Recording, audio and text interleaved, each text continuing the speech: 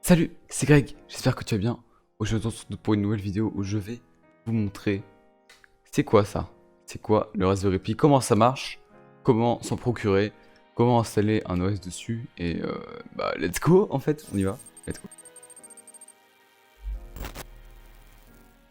Donc, premièrement, qu'est-ce que c'est le Raspberry Pi, c'est un petit ordinateur, voilà, avec un petit processeur, non, pas bien du tout, voilà, avec un petit processeur qui est là, ok, une petite puce graphique, il y a tout, ça fait de la HD, il y a des ports USB, des ports Ethernet, un port Ethernet pardon, un port HDMI, un port jack, voilà. Donc ça en gros c'est un micro-ordinateur qui permet de faire des tâches beaucoup plus puissantes qu'un Arduino. Donc c'est un microcontrôleur mais beaucoup plus puissant qu'un Arduino. Et pour le faire marcher, il faut mettre un OS dessus. Là il y a une petite carte SD. Voilà, une petite carte SD classique. On doit la flasher, mettre un OS dessus depuis votre ordinateur. Donc par exemple mettre des distributions Linux. Vous la mettez dans le Raspberry Pi.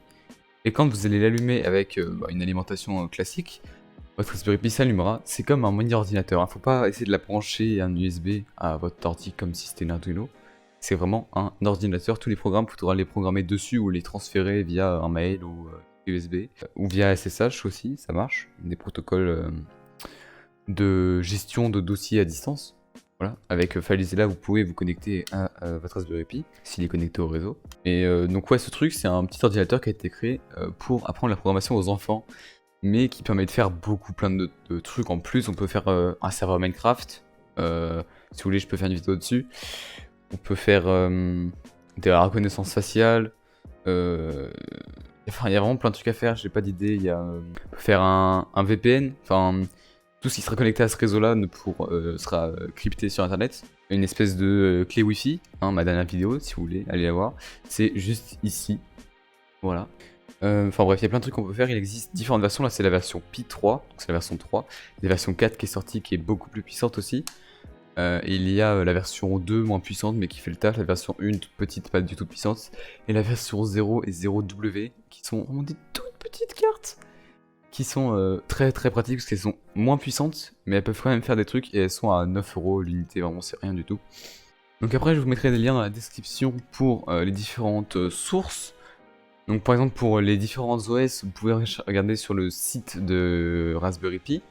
Mais il y a Raspbian, le plus connu c'est Windows en fait pour le Raspberry Pi. Raspbian a aussi une version plus light sans le bureau pour juste faire des petits programmes simples. RetroPie pour faire de la rétro gaming avec Recalbox qui permet de faire une console de rétro gaming avec ça pour faire des consoles portables, des bornes d'arcade, ça peut être bien. Il y a aussi LibreElec, CoreElec, Kodi.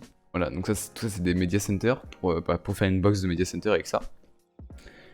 Donc voilà les trois grandes parties d'OS sur le Raspberry Pi, rétro gaming, bureautique et media center. Voilà. Ensuite, il vous faudra un logiciel pour flasher votre carte SD et mettre l'OS dessus. Donc moi je vous conseille Balena Etcher qui est le plus simple vraiment. Donc vous tapez Balena Etcher sous Google, il y a encore un lien dans la description. Vous devrez facilement trouver l'exécutable installé. Une fois que c'est installé, vous lancez le logiciel, vous mettez votre carte SD, vous sélectionnez votre image que vous avez téléchargée, votre carte SD, vous cliquez sur accepter, lancer, enfin bref, je pense que vous allez comprendre facilement. Et c'est à peu près tout, hein. Après une fois que c'est fini, vous mettez votre carte SD dans le petit trou qui est là. Vous le mettez ici, voilà.